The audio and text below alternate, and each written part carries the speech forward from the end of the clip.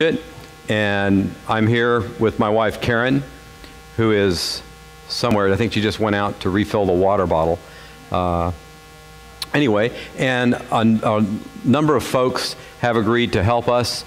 Donna and Steve Steindorf, and Richard Brown, Dennis Wardell, Dodie and Eugene Reagan, Bill Stolp. They're of the Texas Astronomical Society.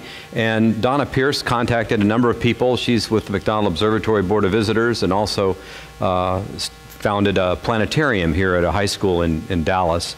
And so I think Donna is not here yet, right? Okay. So anyway, we'll get started with that. But please, if you would, thank these folks that are brought their telescopes and are helping us show the natural revelation. Thanks, you guys.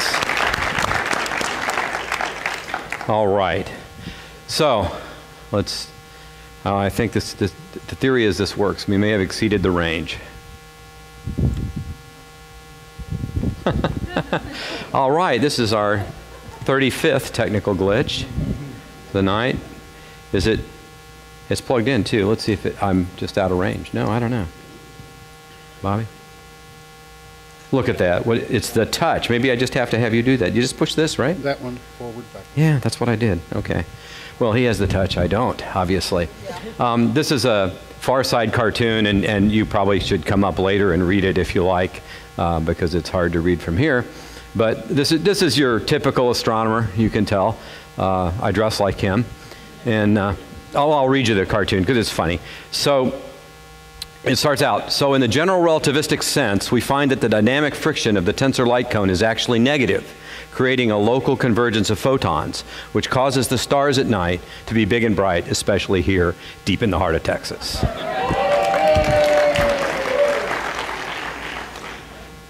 So what we're going to talk about tonight in this portion, the star of the show is out there looking through the telescopes, and hopefully we'll get to see the moon and Saturn and Steve. Anything else we're going to be able to see, do you think? Maybe a globular, maybe Andromeda Galaxy. Okay, all right. That's the nearest large galaxy to our own, a mere 2 million light years away. So we'll hope that you get a glimpse of that and hope you have a lot of fun and learn a lot. As we go, feel free to ask questions. You just raise your hand, and if I don't respond, just shout at me. My name is Don, and you can shout Don really loudly, and anybody named Don in the room will turn around, but I will too. And when you ask questions, you know, I tend to be really frank with you. There's no such thing as a stupid question, of course. There's stupid answers. I provide those. But sometimes the answer will be, you know, oh yeah, I can answer that question. Sometimes the answer is, well, I know that's known, but I don't know it. And I'll tell you that. I'm not going to try and do a Carl Sagan and bluff my way through something I don't understand at all. But he was famous for that. Anyway, so the other kind of thing is the answer isn't known and nobody knows it, and there are some questions nobody may ever know. So that's how I'll respond, and I'll try to identify, if I can, which sort of question you've asked. All right. So this is McDonald Observatory out in West Texas. It's about, Steve, how far is it from here? 490 miles, okay. So, you know, this is Texas. If you were up in the Northeast, you'd go through 5 states, but this is just nearby in Texas. So this is the largest effective aperture telescope. It's the largest mirror. It's 10 meters by 11 meters so far. We have a number of telescopes. It's called the Hobby Eberly telescope. We have a number of telescopes are being planned, and right now the next big one to be built is the giant Magellan telescope, and Texas and Texas A&M are two Texas partners in that adventure, and that's a roughly $1 billion, maybe a little more, project. And so that's the next thing. It'll go up in Chile. That telescope will be built in Chile. Anyway, so meanwhile, then these are the telescopes. This is a picture Karen took. One of our graduate students was operating the dome of the 30-inch telescope, and this is historically significant, but I'll skip over that for tonight. But Chuck Claver, you'll see a picture of his later tonight, put this CCD camera at the prime focus of this telescope, and that had never been attempted before. And in fact, it revolutionized astronomy. But anyway, what she did was she stood up on a ladder above this telescope, and the graduate student rotated the dome around with the lights on. It was a cloudy night, obviously, or we couldn't have done this. And you can see what's inside the dome. So there's this round dome that's a white thing. You'll see another slide with that in a minute. And the telescope is this part here. And there's a mirror, big mirror here, reflects the light up here to image it at the CCD. And this is the workhorse tool for all of astronomy that's done is CCD cameras. Sometimes there's a spectrograph. You break the light into different wavelengths. And sometimes it's a light bucket. You just collect all the light you possibly can. This is not a Photoshop. This is a Frank Chanchola. We'll give him credit. He's runs a visitor center out at McDonald Observatory. How many people have been to McDonald Observatory? All right, if you haven't, you need to go. It's best visitor center, true, not an exaggeration, best visitor center on planet Earth. So it's really set up. You'll get a chance to look through telescopes. This is a telescope Karen and I use most out at McDonald. It's the 82-inch Otto Struve telescope. And they wiggled the dome a little bit. Frank had them do that during the time exposure. And this is not Photoshop. That's the Milky Way as you'd see it if you were out at McDonald Observatory. And it's a lot more impressive there than here. So I can't change that. But you can. You can change your location, at least temporarily. Anyway, so what is astronomy? That's what we're going to really be talking about. It's the study of all matter and energy in the universe. It's structure and organization. We're really going to try and look at the structure and content. There are a few key things I want you to know and hold in your head the rest of your lives. So if God willing, we see each other 30 years from now, which for me is quite a stretch, and I ask you, there's two questions I'll ask you that you'll know the answer to, and I want you to remember that forever and always. So this will just give you an idea of what we know about the universe. And you'll be surprised maybe to find that it's not as much as you might think. Astronomy is changing all the time, and there's an ongoing revolution in astronomy taking place all the time as we find things we didn't expect. Every once in a while we get lucky, and one of our theories turns out to actually be right. That doesn't happen very often. More often we stumble over stuff like we'll talk about dark energy later on, which we did not expect, and we don't know what it is, and we don't really even know what it means, and we'll talk about that briefly. We just know that something's there, and we'll talk about what that is. So astronomy is a science. It's the first science, and it gives us an opportunity to understand scientific thought. So as we talk about astronomy, you'll see how that's what I do for a living. My wife and many of the folks that I named here earlier are amateur astronomers, which I do it for money, they do it for love. And so, that's the difference. And actually, Karen is probably certainly the best observer on the 82-inch telescope that there is, better than any of our faculty, and certainly including me. Better than any of our graduate students, and we try to get her to teach our graduate students to observe, hoping that they'll observe more like her and less like me. Anyway, so this is a really quick slide. There's an ancient slide, Philip Morrison slide set he made called Powers of 10. So we don't have time for that. So this is a Powers of 100. So we'll show an image. We'll start with an insect's blown up, and then each successive image will be a factor of 100 larger. So as we go outward in scale, you'll get a chance to see, oh, wait a minute, the scale, our solar system is small compared to the distance between stars. The distance between stars is small compared to a galaxy. So you'll have a sense of scale. So let's go ahead and do this. So here's the aforementioned insect. This is actually an alien. Steve took a close-up picture of him. A flower, and this is a room not unlike this one. And this is a city, and I'll let you, as it zooms out, see if anybody can recognize the city. Anybody know? Boston. And this is the planet you find that city on. Some people would argue Boston isn't part of Earth, but anyway, this is the moon, and to scale. And this is a cartoon. This isn't a real shot, obviously, but it shows the scale of the orbits of Mercury and Venus, and then spacecraft flying around Jupiter and Saturn, sort of to scale. These little white dots are comets. This is the Oort cloud. And this is the scale of the nearest star. So that's the Sun, and on this scale, Alpha Centauri. And as we go out, we see myriad stars. So now we're 10 to the 3 light years. We go out another factor of 100, that's the whole galaxy. We go out another factor of 100 and we find galaxies are herd animals. They live in groups. You always find them in groups. And this, on the largest scale, is all galaxies. The little wedges with nothing actually are just because that's where our galaxy is, so we can't take images through that. That's not real, it's an artifact. Does anybody know what this last image is? That's a really good guess, but nope, not a nebula. Another try. Stardust. Well, yeah, since everything's stardust, that's good. But no, this is the cosmic background radiation. This was discovered by accident by 2 Bell Labs scientists in 1965 and confirmed a theory called the Big Bang theory, not termed that at the time, but it didn't take long to get called the Big Bang. But the interesting thing was, at some point, you got a question? Okay, hang on.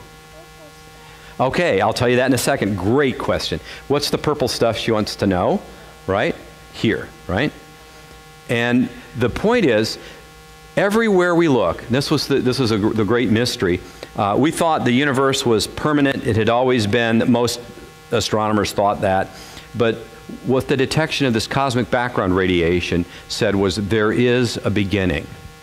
There is a time when there was radiation, light, you can call it whatever you want, electromagnetic radiation, and the universe was filled with that, and the signature of that is that you can look everywhere in any direction you want and you see it everywhere the same. And so it's a great story, but I don't have time for that tonight, of how they figured out what this was, but it's worth telling because there's this guy named Robert Dickey, an astronomer also at Princeton, where the institution where the guy who made the theoretical prediction of the Big Bang lived. And he was building a detector to put on the roof there in the physics building at Princeton and to look at this is microwave radiation they were looking for. And so these guys came from Bell Labs to talk to him because he was known to be an expert in that wavelength of radiation. And they said, you know, what have we got? We thought this is maybe bird droppings, heat from bird droppings in this giant antenna. And so there were bird nests in there, and they cleaned it all out, still saw the same thing. And he told them what they found. And the interesting thing is, he said, you found the fossil cosmic background radiation from the Big Bang.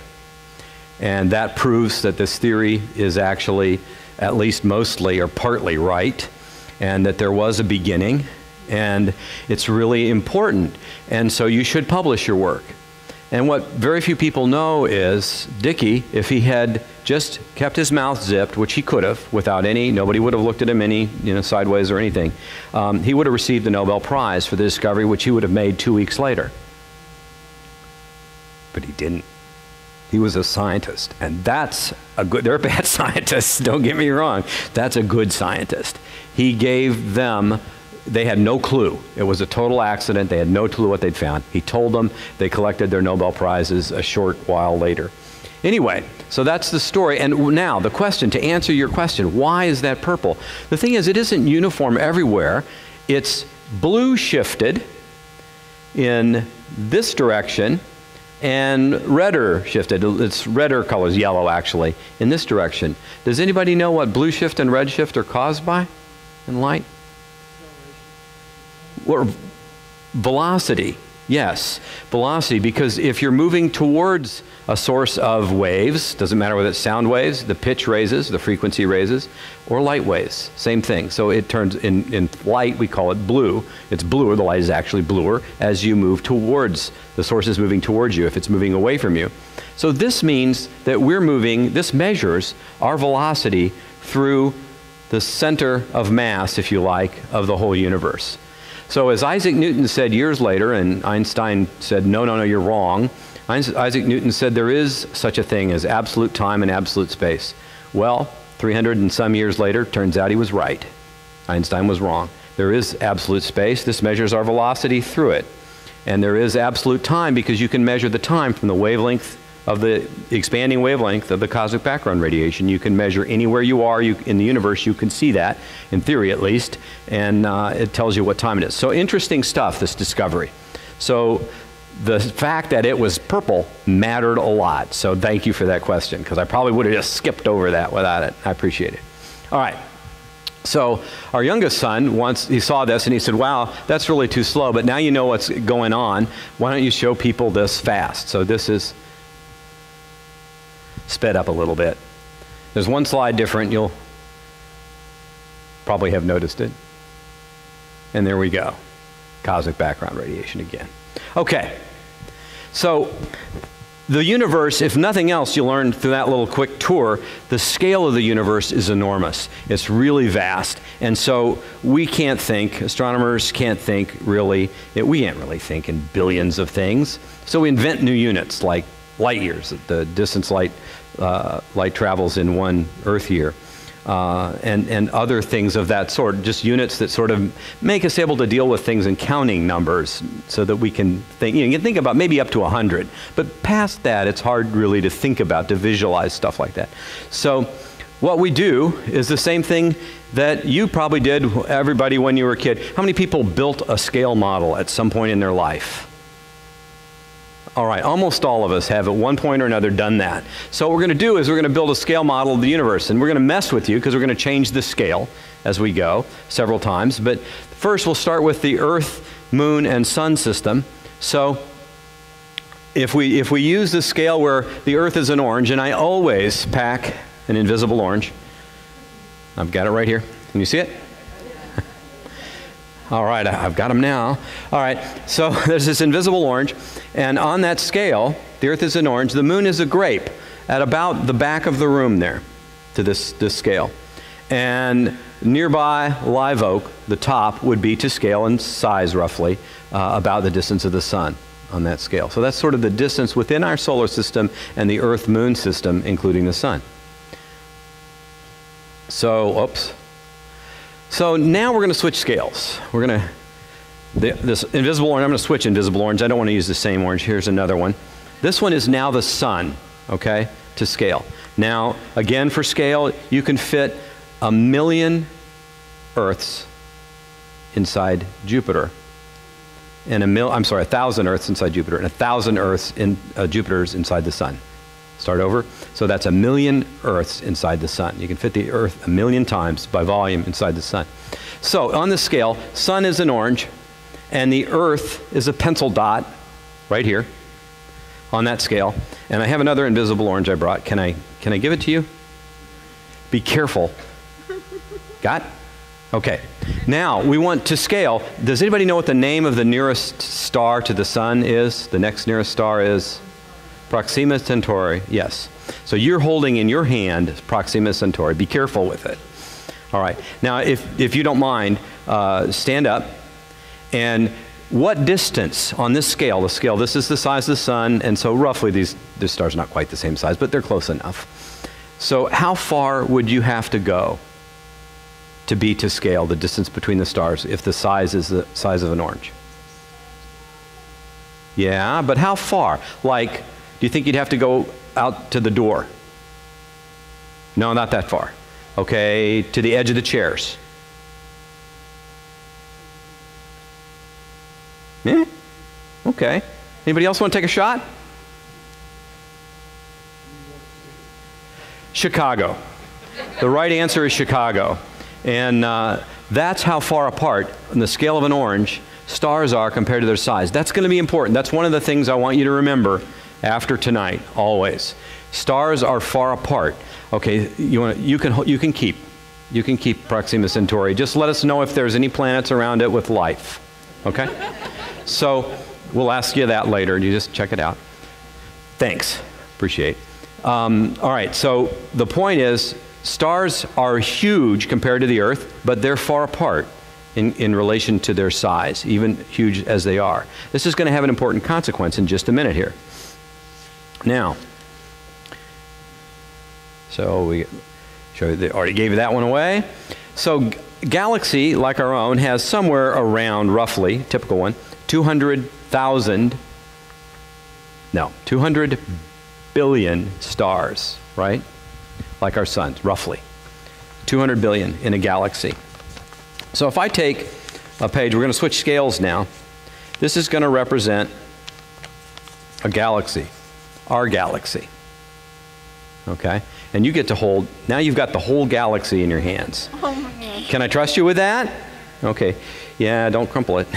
Oh, can you feel it? It's already happening. All right. So,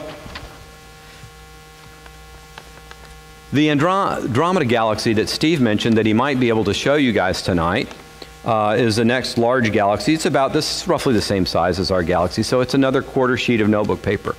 To scale, I need another volunteer. Sir, can I? Okay, now stand up. How far away do you need to go to scale, on this scale, to represent the scale, the distance between galaxies? Further than Chicago. Further? Anybody else? Good guess? Yes. The Earth to the Sun. Another good guess. The answer is they're already in the right place to scale. Galaxies, are they closer together in relation to their size than stars are? Yes. Yes. Okay. Thanks. And you can keep your galaxies. You've got Andromeda, 200 billion stars. You know, you're rich. A lot of resources, but you know, getting there is the problem. Anyway, although it's coming to us, if you wait 4 billion years, it'll be here. So, yes, question. Oh, no, you're unresolvable, but you could say it irresolvable. It doesn't matter. But yeah, if you look at a galaxy, a distant galaxy without a telescope, you know, you can see Andromeda barely in a dark sky with the unaided eye, and it looks like kind of like a smudge. But you can start to see, I don't know, I assume in your telescope you can probably start to see there's some individual bright stars. And yeah, and in our own galaxy, you see it looks like there aren't any stars, but it isn't that there aren't any stars, it's the gas and dust that's blocking things. All right, so on this scale, now I'm going to ask you to make a conclusion here. So another paper in the hand of the person sitting next to you, and I had to spread you out a little bit to make up for like the right distance scale for this. But that's about right. Now, two galaxies, Andromeda's going to collide with us in 4 billion years. Like I said, it's moving towards us, we're moving towards it. We're fixing to collide on that time scale. And so if two galaxies collide, and is that likely to happen, two galaxies colliding? Yes. Yes. Why? They're close together. They're in relation to their size. Yes. When they collide, are the stars likely to hit each other? No. They're far apart in relation to their size. Exactly. So remember that. You've learned two things. Stars are huge, but far apart in relation to their size. Galaxies are much bigger, but closer together in relation to their size. And when they do collide, and we see examples of galaxies that are colliding, then the stars generally don't hit each other. The gravity is involved, so there can be some collisions. But yeah.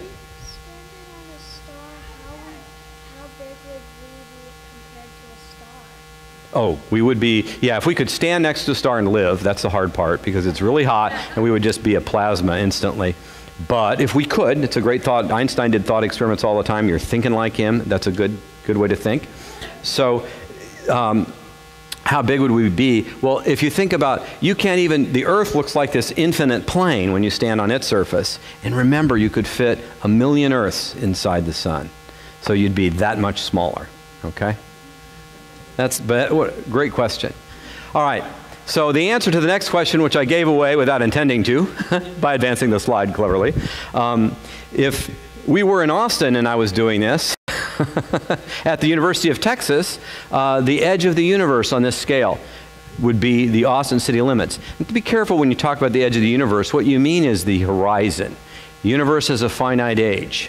We think that finite age is around 14 billion years or so. And that means, roughly speaking, that you can't see past. Light hasn't had time to travel past 14 billion light years away. So there's a limit to the scale set by the age of the universe.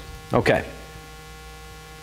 Now, amateur astronomers, this is a place where professional astronomers work, but amateur astronomers, as the example of my wife, Karen, where are you sitting, Karen?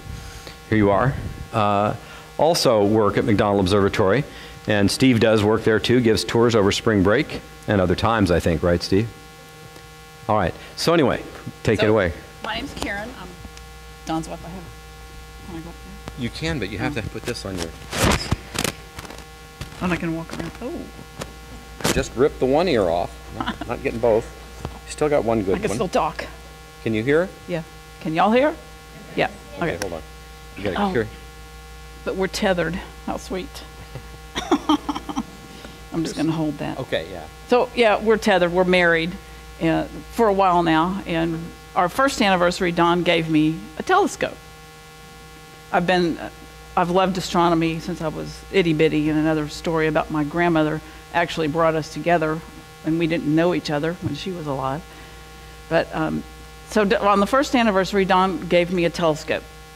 And you saw some of these telescopes, two of these telescopes earlier. Where's the button to push for the light? There it is. This one? Very top. Okay. There's a telescope up here in this dome. There's a telescope in this dome. So one of these three telescopes Don gave me, y'all think it was the one at the top?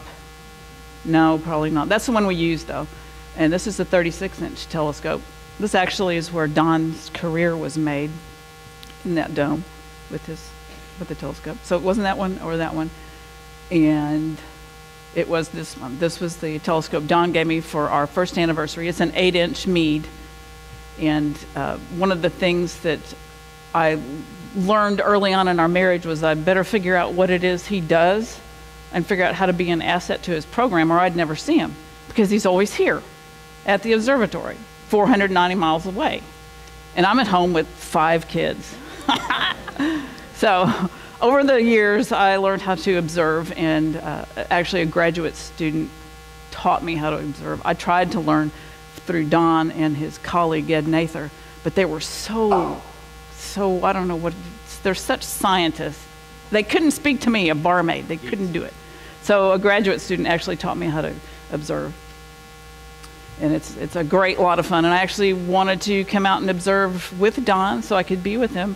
But now I got good enough at it, and they send me out there by myself to observe, which is a lot of fun.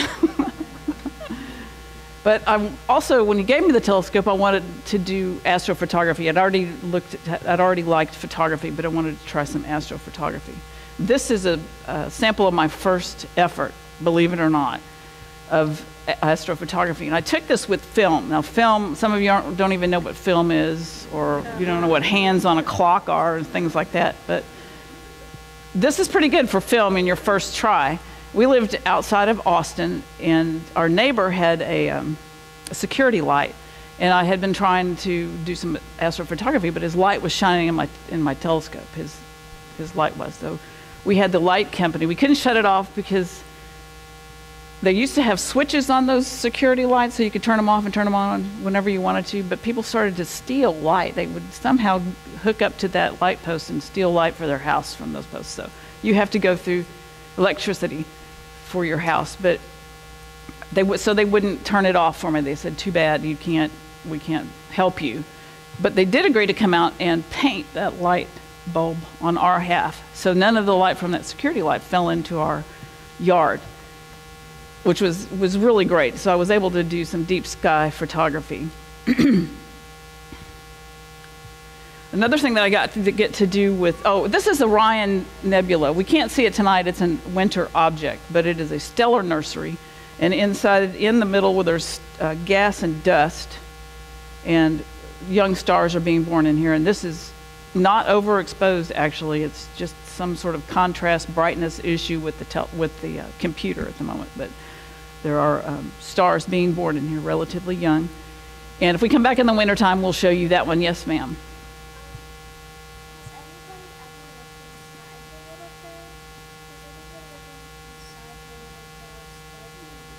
With telescopes greater than my 8-inch, yes, they have looked at the individual stars being born there. You can't see it in real time.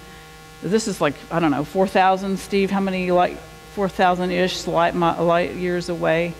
So the light that left there and lands in your eye that night is thousands of years old. So, that's a good question, though. You'll see some other things tonight that are even, this is probably the farthest one away. I don't know. But anyway, another thing that Don does that takes him away from home is he goes to all these scientific meetings with all these other scientists. So I went along with him often on these trips. And believe it or not, the professionals like to do photography too. So we had sort of a little competition going on. You know, everybody would bring their photographs to these meetings, and we'd show them to each other and say, "Oh, look what I did." So I took this photograph to a meeting and showed it to a friend of ours named Bob, and he's a professional, but he was very impressed with my photograph and praised me and thought that was really good. And he said, "When I get home, I will send you one of my first photographs." And I said, "Great, I'll look forward to that." So we go home. A few weeks later, a tube is delivered. It's about this big, big tube from FedEx. And I open it up, pull it out. It's from Bob, and this is his photograph, and this is his telescope. This is Bob Williams. He was the director of the Hubble Space Telescope at the time. Yeah, so he won that one. That's Bob 1, Karen 0. But that was a lot of fun. So we'll go back and look at this picture. This is the Hubble Deep Field. And I can't remember now how many orbits they did on this. 90 orbits, taking a picture in one particular spot in the sky. And this is what they found. It has 1,500, that's 1,500 galaxies. Remember Don talked about galaxies. There's 1,500 galaxies in this little, or big, we'll see, photograph. There are a couple of stars in here. There's one. They're spiky looking, the stars are. I don't know where, there's one. There's just a couple in there. Those are stars in our galaxy. Those are foreground stars. So thinking about 1,500 galaxies, if I could hold something in my hand, or you could, and you held it up in the sky, just like this, how big would this object be to cover the amount of sky that is a photograph of? Just want to take a guess? Yes? A tiny bit of, well, that's a good answer. It's, if you had a grain of sand in your hand, held at arm's length, that would be covering up the portion of sky from this photograph. So this, they wondered, are there that many galaxies over here as opposed to over there, or down there, or on the other side of the planet that we can't see from here? Are there just this many? And it turns out there are. So that little tiny spot plus multiplied by all of those galaxies in every spot on the sky. That's a lot of galaxies. The spot that they chose, they wanted to find a spot in the sky that had few foreground stars, meaning few stars in our galaxy. And that happened to be right there by the Big Dipper. So anytime you want to look at the darkest part of the sky, there it is, right by the Big Dipper. Okay, well, that's my portion of this, and I will hand it back to the professional.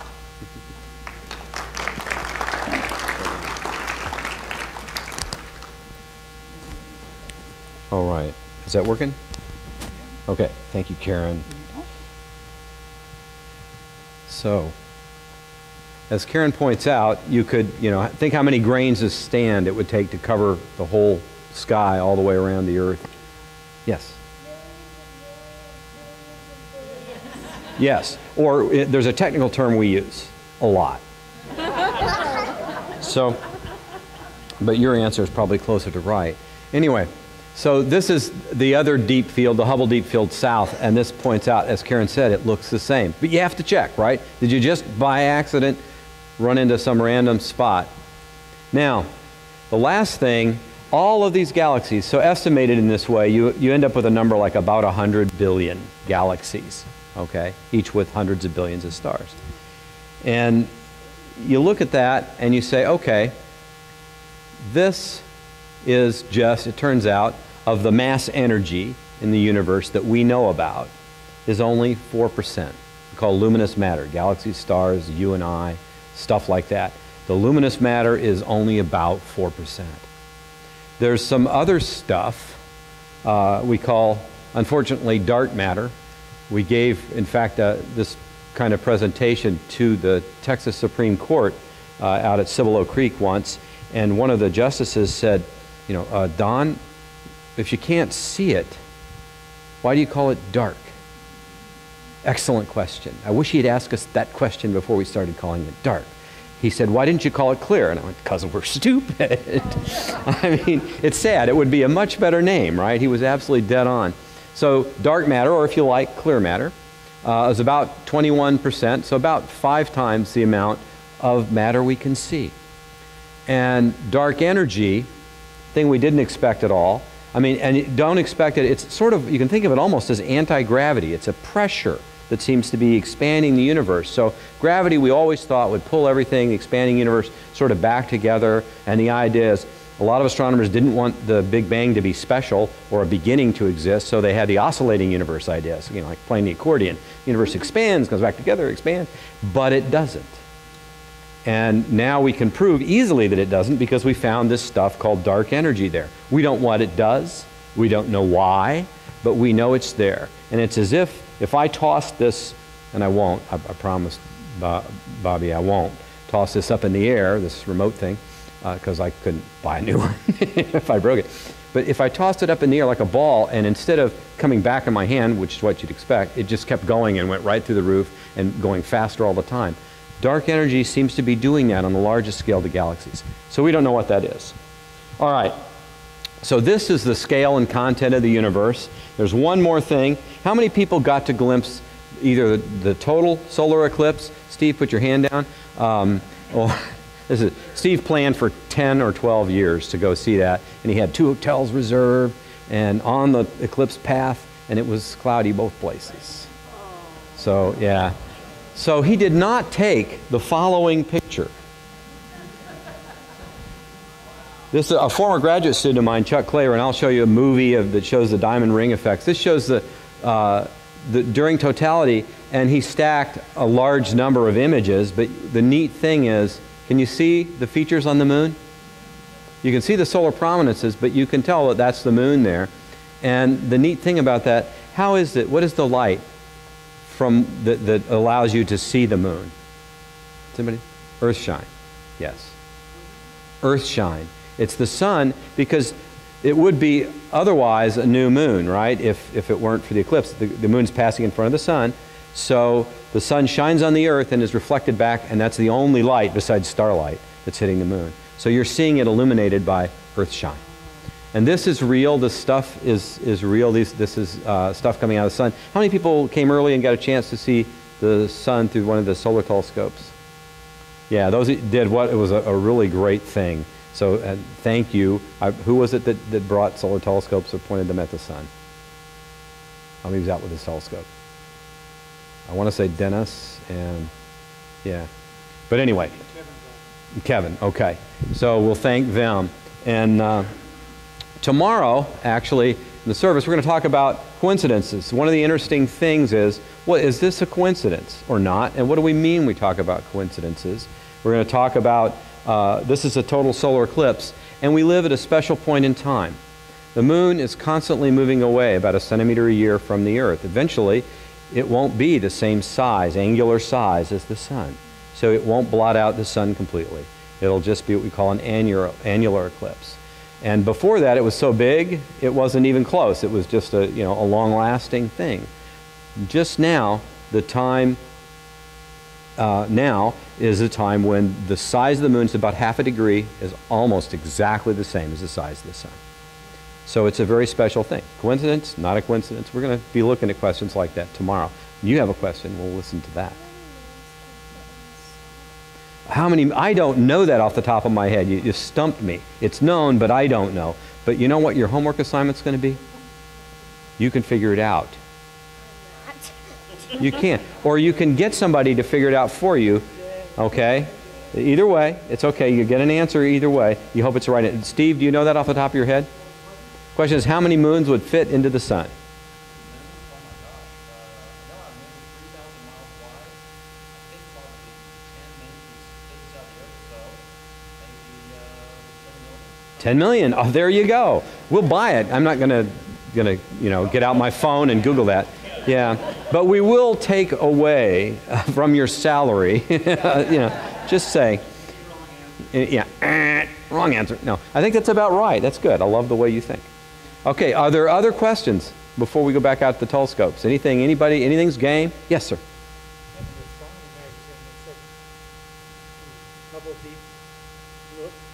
Deep field. But they're thinking that there may be up to 1 trillion.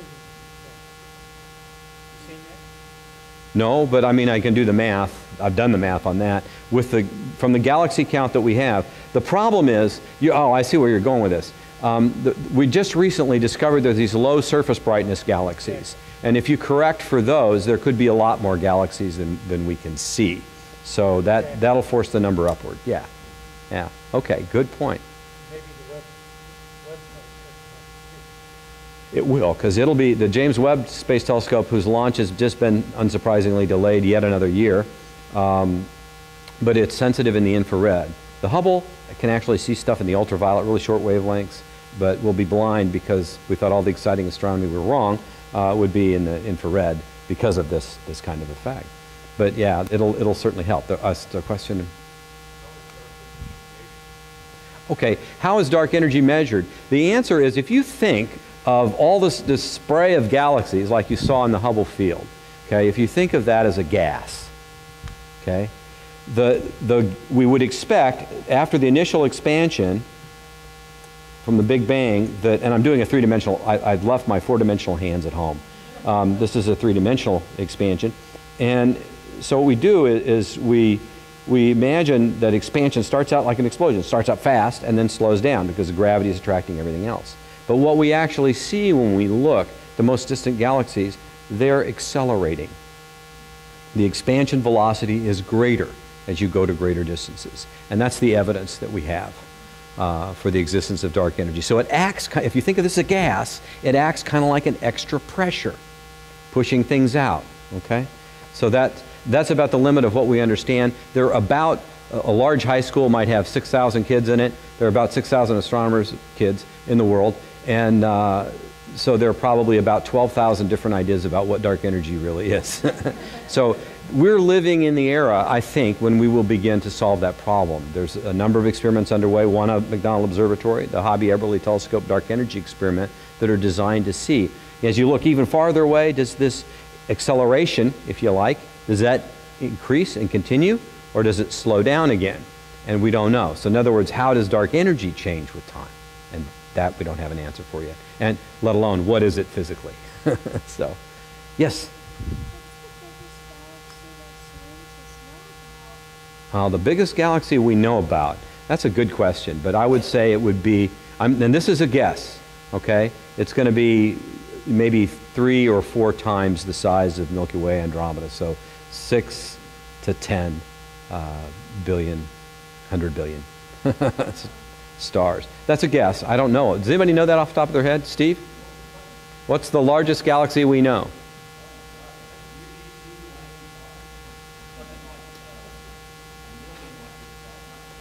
This is why they don't pay him. He enjoys it too much. No, okay. So how many masses, compared to our galaxy? 10 Milky Ways. Okay, so that was the reason. My guess was reasonable. Wrong, but reasonable. Thank you, Steve. All right, question over here. That's a good question. How are black holes made? Well, one of the things I do, my research is the physics of compact objects. I work on one of which is a black hole. We find black holes. We were surprised at first, maybe not so much now. Supermassive black holes, things with maybe 100 million up to 1 billion times the mass of the sun concentrated in one object. And basically a black hole, once an object starts to collapse, if it has more than a couple times the mass of the sun, then eventually there's nothing that can resist, that we know of, the collapse. And so the object will collapse and collapse and collapse. And the more collapsed it gets, the surface gravity gets greater. So if you think of like launching a rocket to escape it, okay, as it gets smaller, the rocket has to go faster and faster to escape it. And this guy named Carl Schwarzschild pointed out, he was in the trenches in World War I, died there, but he's the only guy who solved Einstein, or the first guy to solve Einstein's field equations. And he said, what this means is that if you collapse something small enough, the escape velocity that you'd have to achieve in a rocket exceeds the speed of light. Can't do it. And so that's what we call, a guy, a friend of mine, the late John Archibald Wheeler. John Wheeler called it a black hole because light can't even escape from it anymore. So that's the idea. But that it's formed when a large star collapses. Sometimes another star spills onto it, we think. But the supermassive black holes, me and 3 or 4 of my colleagues have a theory, but it's crazy, so I won't even say it in public. But we publish it in the App J. It's a rag. No. But you know, there's only crazy ideas about how the supermassive black holes form. We don't know. But we'll figure out, maybe you'll figure it out. I have the question back here, and then let me come back to you. Yeah, then we should go outside.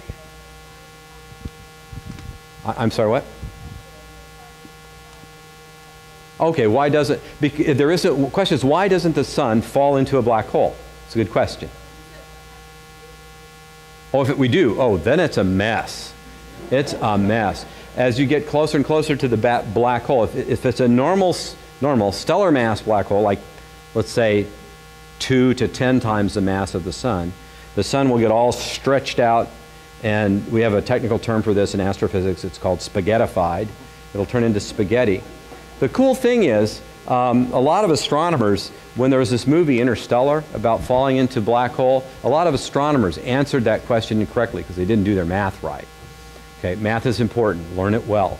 And they said, oh yeah, if an astronaut, this is so hokey because if an astronaut was falling into a black hole, they would be all stretched out and spaghettified. Wrong. A supermassive black hole, the event horizon is very flat. And so there aren't any significant tidal effects. So the astronaut would just fall right in. And that was done correctly on the movie, and the science advisor, guy Kip Thorne at Caltech, former colleague and student of John Wheeler's, got the math right. And a lot of the other critical astronomers didn't. They also didn't get the paycheck for the movie. So, all right, I had another question here, this, and then we probably should go back out and look through these telescopes. That's going to be the highlight. A supernova, good question. What is a supernova? A supernova is a star that's so massive it collapses like the black hole we're talking about, and when it does, it explodes. Nuclear reactions take place inside and it explodes. And when it does, it's brighter than the entire galaxy, 100 billion suns for a time. And you see it. And it's funny, the Chinese had a beautiful term in the 1054 supernova, which is recorded in Chinese history. They called it a guest star.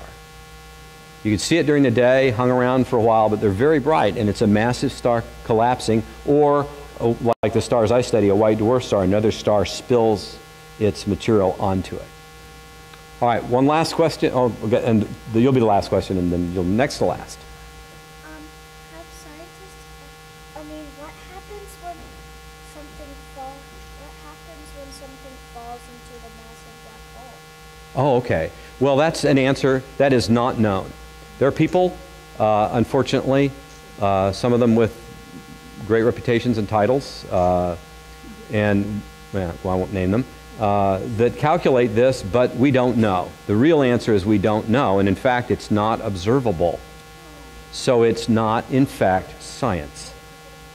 I'm sorry, thank you. The question was, what happens when something actually falls into the black hole? So you cross into the black hole, what happens? And we can do a lot of calculations with that, but they're based on assumptions that are not necessarily valid, and none of them are testable because you've passed what we call the Schwarzschild radius, or the event horizon, the black hole. So you can do math there, but does it mean anything? You know, a lot of math you can do that doesn't mean anything. And this is an example. So we call this kind of science that's done this way pseudoscience, because it's not testable. If a theory isn't testable, it isn't science. It's a very simple criteria. But that is a great question, probably the best question I've heard in a long time. Question, you got to top that one?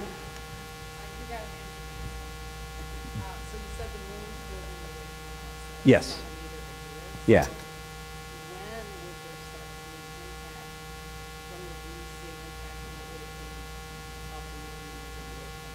Oh, okay. Well, we can actually measure that from the distance. We do lunar ranging. What? Oh, I'm sorry. What is the impact or consequence? Okay, because it's not going to hit us directly, but what is the consequence of the moon moving away from us? And one of the things is the tides get less on the Earth and on the moon. And the Earth, as this is happening, the thing that's happening to the Earth is the tidal forces are, as it's moving out, it's exchanging angular momentum, and the Earth is starting to slow down. And eventually, the Earth You know how the moon is locked and shows the same face, almost the same face to the earth all the time? The earth will be showing the same face to the moon. If you wanted more time in the day, just wait. You've got it. A day will last a month. All right. I appreciate you guys paying attention. I'm sorry if I've put you to sleep, but let's go out for the fun part of the evening and